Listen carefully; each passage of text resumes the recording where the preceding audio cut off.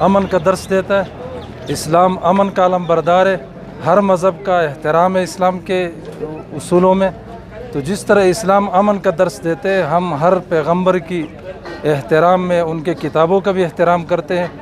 تو ان کو یہ نہیں چاہیے کہ وہ مسلمانوں کی دل آزاری کریں اور پوری دنیا، پوری انسانیت کی سب سے عظیم کتاب قرآن مجید کا وہ جو ہے نا گستاخی کرے، اور جس انداز سے انہوں نے گستاخی کی ہے تو ہم پوری عالم اسلام سے، پوری دنیا میں جتنے مسلمان حکمران ہیں ان سے ہم یہی مطالبہ کریں گے کہ آپ یکجا ہو جائیں۔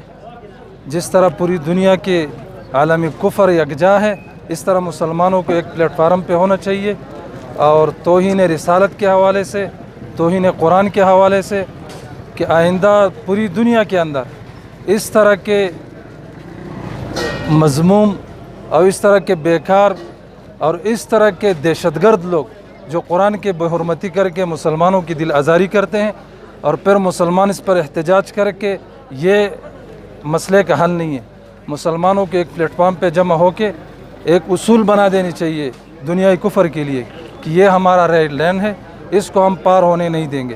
اگر ہم تورات کی بے حرمتی نہیں کرتے، مسلمان انجیل کی نہیں کرتے، وہ ہمارے قابل قدر کتابیں ہیں آسمانی، تو اسی طرح آپ لوگوں کے لیے قرآن مجید بھی قابل قدر ہونا چاہیے۔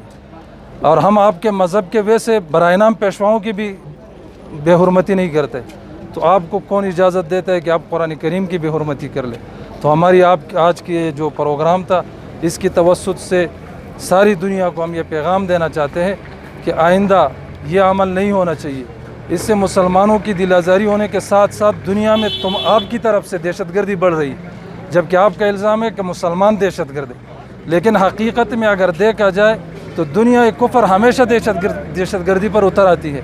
جہاں کہیں پر بھی مسلمانوں پر مظالم ہوتا ہے، انہوں نے کبھی یہ نہیں کہا کہ وہاں پر ظلم ہوا، یہ دہشت گردی ہوئی۔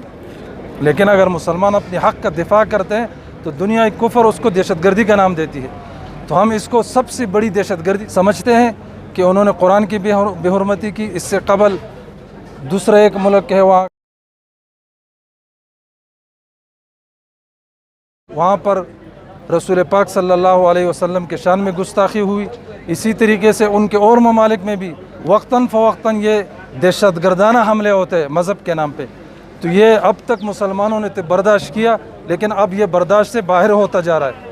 تو دنیا کفر کو بھی سوچنا چاہیے اور مسلمانوں کو بھی ایک پلیٹ فارم پر جمع ہو کر اس کے لیے مستقل ایک لائحہ عمل اختیار کرنا چاہیے تاکہ یہ سلسلہ رک جائے۔